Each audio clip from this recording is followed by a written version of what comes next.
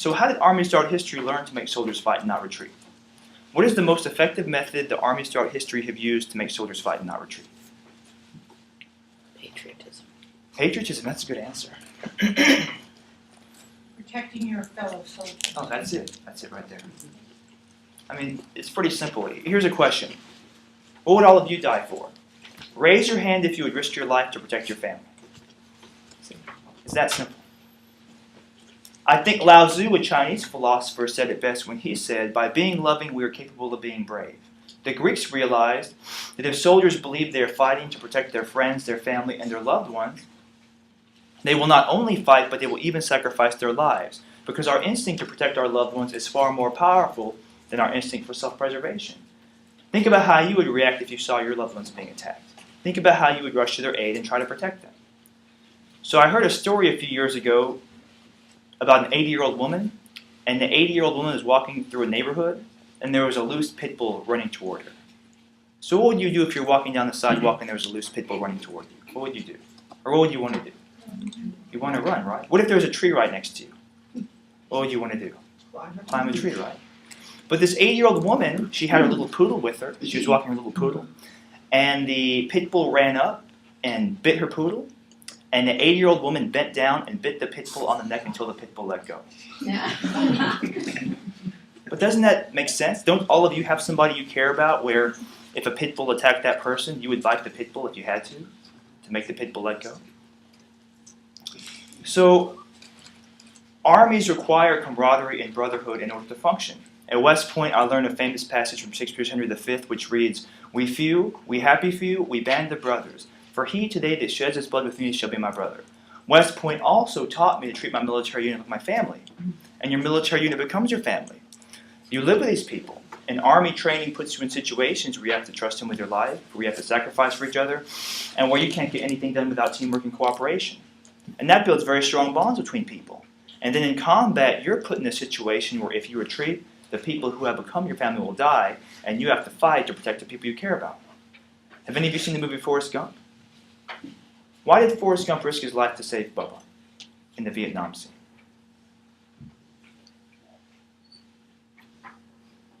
Why? Been a long time. Like a brother. Yeah, they were like brothers, right? They were best friends, right? They were best friends. So armies make soldiers love each other, and then they will die for each other. That's why if you ever wonder why armies have the band of brothers and the camaraderie and all that stuff, it's actually out of military necessity.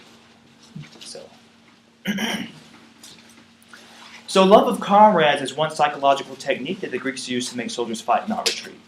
Another psychological technique that the Greeks used is love of country. Have any of you heard of the Battle of Thermopylae? Raise your hand if you've heard of the Battle of Thermopylae. Okay. All right, raise your hand if you've heard of the movie 300. Okay. The same battle. Everyone's heard of 300, at least most young people have. But during the Persian War, the decisive battle was not the Battle of Thermopylae, where the Spartans were defending a pass against the Persians. The decisive battle was the Battle of Salamis, where the Athenian general Themistocles had to defeat a very large Persian navy with a very small Greek navy. So imagine how frightening it is to have one person trying to kill you. Now imagine being outnumbered 3-1, 4-1, 5-1. So the Athenians were greatly outnumbered. And to inspire the courage that made their victory possible, the Athenians shouted the following battle cry.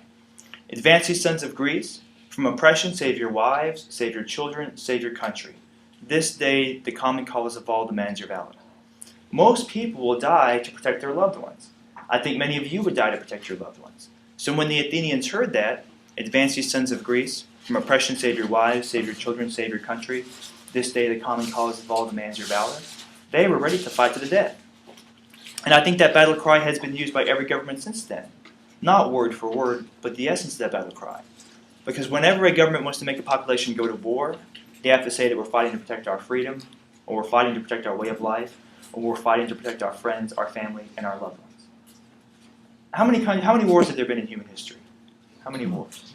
I don't know. Tens of thousands, maybe?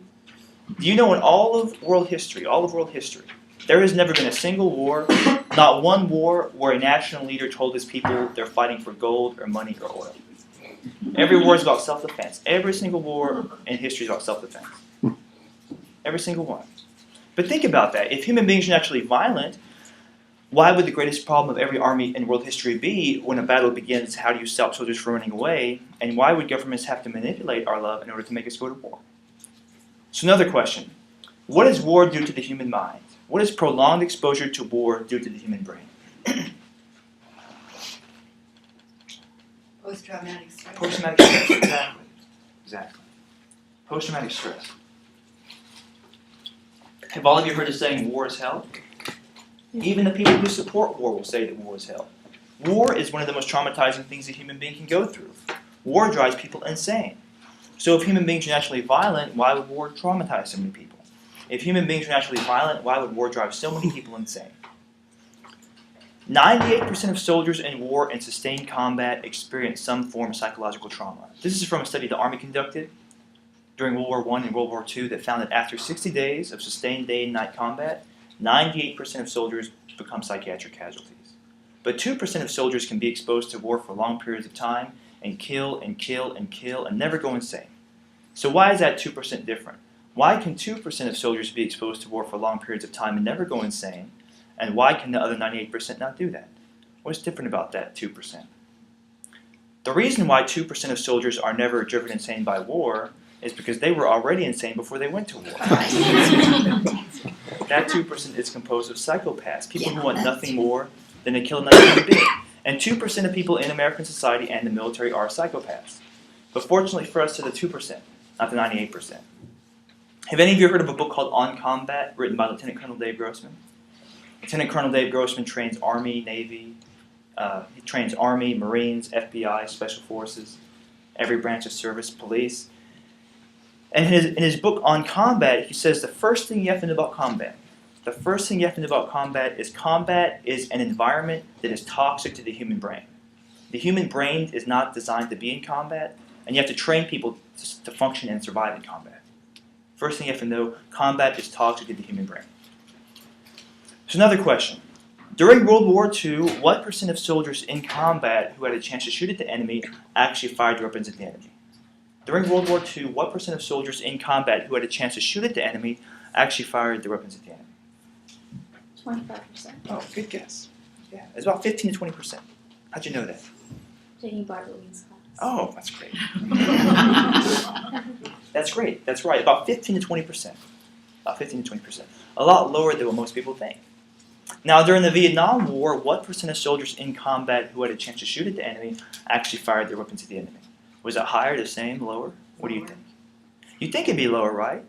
During World War II, we were fighting the Nazis, and Japan attacked us on their own soil. What did the Vietnamese do to us? Prior to the Vietnam War, most Americans had never heard of Vietnam. And the Japanese didn't look like us, but the Vietnamese didn't either. But it was actually higher. It was actually higher. You'd think it'd be lower because we were attacked, we were fighting the Nazis, but it was actually higher. How much higher do you think it was? Was it 50%? Oh, good guess. Good guess. It was about 90%. About 90%, right. That's a drastic change in a short amount of time, right? During World War II, about 15% of soldiers in combat who had a chance to shoot at the enemy fired their weapons at the enemy. During the Korean War, it's about 55%. During the Vietnam War, it's about 90%. Today, it's nearly 100%. So what happened? What happened to cause that drastic change in such a short amount of time? What happened to cause that sudden change? Sensitivity. Training. Who said training? Training, exactly, training. What happened was the training changed. Keep in mind the Army conducted that study, and what do you think the Army did when they found out that it was? They revamped their training. They revamped their training, right? So the training changed. What happened was the Army got better at training people how to kill. The key term is training people how to kill. Killing is not nearly as easy as Hollywood makes us think. Most people have a very difficult time killing another human being, and armies must expend enormous effort in order to train people how to kill. And this problem goes back way before World War II. During the Civil War, soldiers spent 95% of their time loading their rifles and 5% of their time aiming and firing their rifles. So you would think that if thousands of rifles had been recovered from soldiers killed in combat during the Civil War, that most of them would not be loaded. But after the Battle of Gettysburg, they recovered about 27,000 rifles. 24,000 of the rifles, 90%, were loaded. 12,000 of the rifles had more than one bullet loaded in the barrel. 6,000 of the rifles had 3 to 10 bullets loaded in the barrel, and one of the rifles had 23 bullets loaded in the barrel. So do you see what was happening? Soldiers were loading their rifles over and over again, so it would look like they were doing something, but they weren't firing. Now, during World War II at a rifle range, soldiers would fire at a target shaped like a round bullseye, and during the Vietnam War, soldiers would fire at a target shaped like a human being, and that enabled more people to shoot and kill in combat. But think about that. If human beings are naturally violent, why would every army have to expend so much effort in order to train people how to kill? If you were naturally violent, most people would show up to boot camp, and on day 2 they could kill people. But that's not the case. Another question, have any of you read a book called On Killing, written by Lieutenant Colonel Dave Grossman? A really good book. On Killing. It's a book all about killing. It's a book all about killing human beings. And it's one of the most uplifting books you will ever read because it shows that killing is a learned behavior. Lieutenant Colonel Dave Grossman was a West Point psychology professor and Army Ranger, and he wrote a book called On Killing, The Psychological Cost of Learning to Kill in War and Society, which was nominated for the Pulitzer Prize. On Killing is required reading in classes at West Point, it's required reading at the FBI Academy, and it's on the Marine Corps Commandant's required reading list. On Killing is also required reading in peace studies programs at Berkeley and in Quaker and Mennonite colleges. So people in the military love this book, people in the peace movement love this book. It's a very important book, and I highly recommend that you read it. But in On Killing, Lieutenant Colonel Dave Grossman says that in order to wage war, actually, let me backtrack. His basic premise in the book is that it's not natural for human beings to kill other human beings, and we actually have a natural aversion to killing other human beings. And he says other animal species have to have that same aversion to killing their own species. For example, a rattlesnake will bite every other animal with its lethal fangs. When rattlesnakes fight each other, they wrestle. A piranha will bite every other animal with its sharp teeth, but when they fight each other, they flick their tails at each other. If you look at a buffalo, a deer, any animal with horns, when they fight other animal species, they always try to gore the animal to the side, to try to gut the animal, attack the belly. But when they fight each other, they always fight head-to-head, the least lethal form of combat. If you look at hyena, wolves, lions, leopards, when they fight other animals, they go for strangulation bites. When they fight their own species, they tend not to go for strangulation bites. So why is that? Why does an African buffalo fight a lion by trying to gut the animal? And why, when an African buffalo fight their own species, why do they always fight head-to-head? The least lethal form of combat.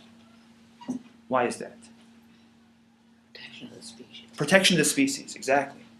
It comes down to protection of the species. African buffaloes spend 99% of their time around what animal? African buffalo, Yeah. right. So doesn't it make sense from a survival perspective? If they fought each other the way they fought lion, they'd go extinct. All the males would kill each other. That's why when the males fight, they always fight head-to-head. And human beings spend 99% of their time around what animal? Human beings, right? So doesn't it make sense that we might have an aversion to killing other human beings? But what evidence do we have? The evidence we have is all the military history. All the military history.